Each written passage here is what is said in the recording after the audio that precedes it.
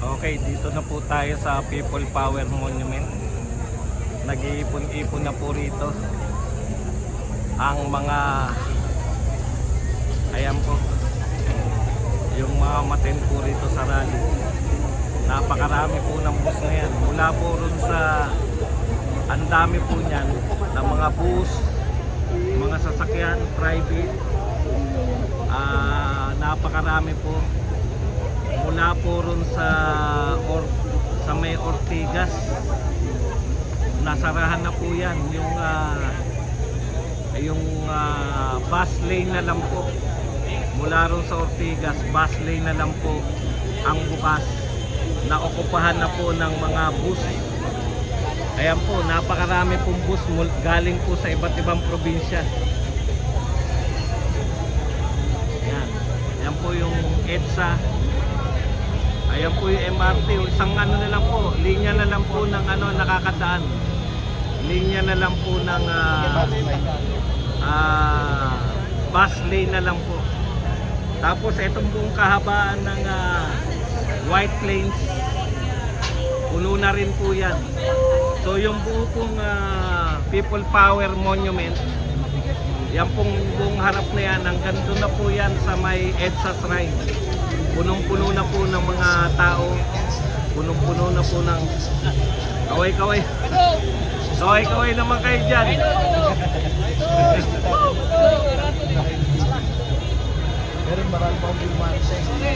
Napakarami ang haba ng ron. Napakahaba ng bus. Tsaka mga tao mula ron sa EDSA Shrine hanggang dito. Napagdugtong na yung EDSA Shrine tsaka People Power Monument. Ayan, kaway-kaway naman kayo dyan. Buhay pa ba kayo? Kita nyo naman, no? Buhay na buhay pa. Kanina madaling araw pa bumiyayan. We are one.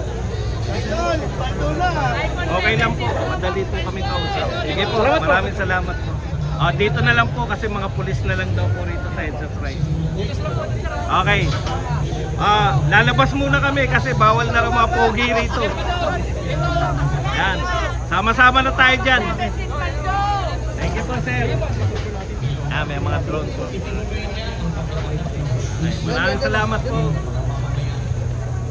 Ipinagtataka namin ay kung bakit siya na nagsusuko sa pag-expose ng mga sakot sa napakalaking pagdadataw sa Pilipinas. Ay, saan po kami lalabas? Lalabas na po kami. Thank you po. Okay. So napakarami na pong tao rito. Yung buo pong White Plains, White Plains. Puno na po yan. Hanggang doon po sa may ingatan yung mga belongings nyo ha. hanggang doon po sa may EDSA Shrine. Hindi pwede. Ganyan po karami yung tao rito. Walay kami nilakain. Ayan.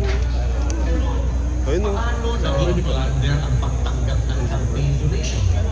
At marami pa po mga tao sa mga bus, sa mga sasakyan. Sa kanyang pagkandidato. Nakakalat na po rito sa may White Plains. Ang mga tao. Pero lang po tayo. Sa pagtanggap niya ng campaign donation, sinusuportahan ng Iglesia ni Cristo ang itinataguyod ni Senator Marcoleta dahil ito rin ang posisyon namin. Nananawagan kami para sa transparency, accountability, justice, and peace. Kaya, nais namin iparinig sa mga kinauukulan na kahit ipakulong nila si Senator Marcoleta, ay hindi kami titigil sa paghingi ng katarungan para sa mga kababayan natin na ninakawan. Gusto namin ipaalam sa kanila na isang injustice ang selective justice.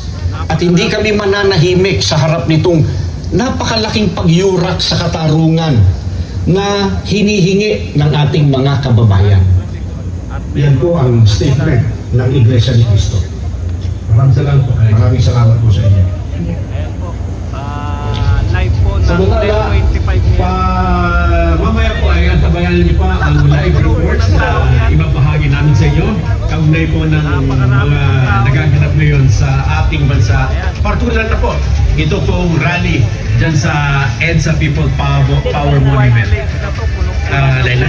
Actually, natigil na mga kababayan ang dami ng traffic doon na ang grupo ng mga tao para protesta.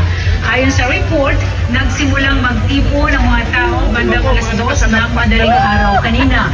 Pagdating ng pasado alas 5 ng umaga, ay inanunsyo na ng Metro Manila Development Authority o MMDA na pansamantalang isinara sa publiko ang eastbound at westbound ng White Lanes. Dahil sa inaasahang mabagal na daloy ng mga sasakyan sa lugar, kaya inabisuhan na ang mga motorista na dumaan na lamang sa mga alternatibong ruta.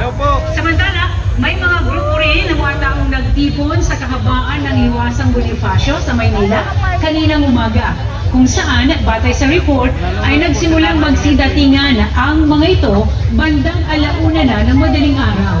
Meron din isinet up na stage na may kasamang 2 LED monitors. Ang naturang pagtitipon ay halos kasabayan ng pagtitipon ng mga tao sa kahabaan naman ng EDSA. Dinagdagan na sa 900 ang tauhan ng Quezon City Police Department na nakadeploy sa EDSA People Power Monument dahil sa biglang bugso ng mga kaanib sa Iglesia ni Cristo na dumansya simula pa kanina madaling araw. Katutak-tao ngayon. Libo katao ang nagtipon doon at sinimulan rin sa deliberations para mapanatili ang buhay. Marami pa pong bus na nakapila dyan sa EDSA. Tingin tayo rito. Kung sino yung mga tao rito.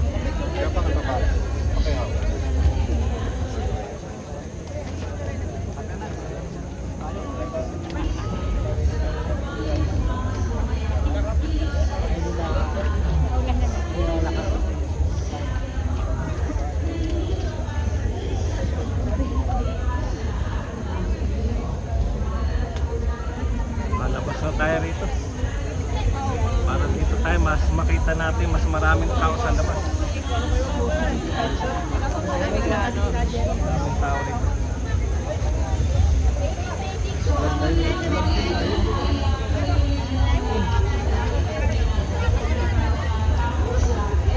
Pabalik po tayo sa EDSA kasi ang layo na natin. Ayan po, nakatambay lang po dito. Yung mamaya na po.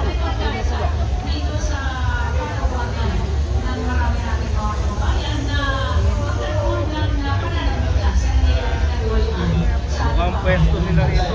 Mamayang hapon.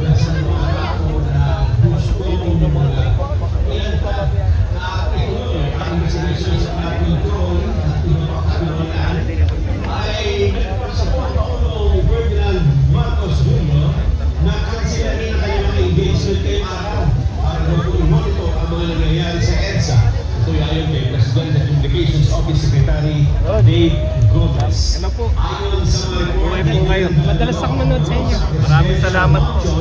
para sa Foreign Correspondents Association of the Philippines. Tayo na nananakot. Monitor naman ang Pangulo sa sitwasyon sa EDSA Sige kung po. saan ay nagtitipon ang Buhay po ngayon. libong katao sa Maraming pangunan salamat. ng mga miyembro ng Iglesia ni Cristo. Dito po tayo. Nananatili naman Napakaraming sa tao. normal na Kahit operasyon paano. ng MRT-3 sa harap ng mapayapang pagkilos ng mga kaanib sa Iglesia ni Cristo ngayong araw. Sa pahayag, sinabi ng pangasiwaan ng MRT-3 na bukas at fully operation ang buong linya mula North Avenue hanggang Taft Avenue stations para mapagsilbihan ang mga commuter. Nakadeploy rin ang station personnel at security teams para matiyak ang kaayusan, kaligtasan ng mga mananakay at pananatili ng operasyon.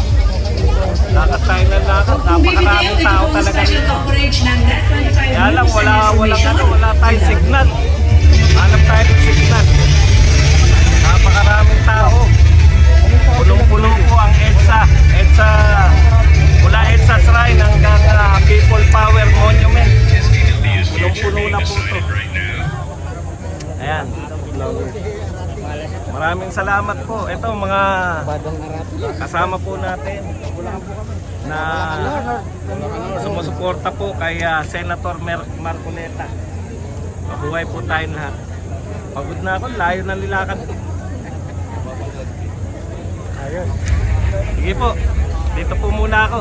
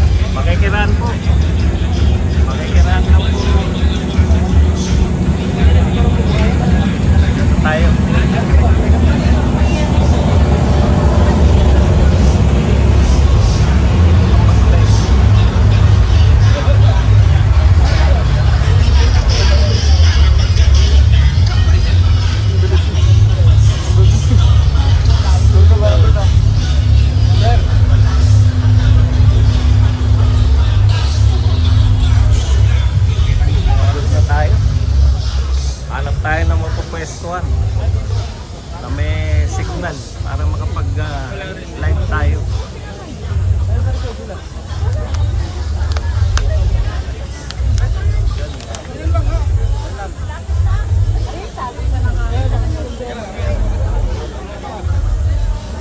Ayan. Marami po pagod sa biyahe, pero okay lang.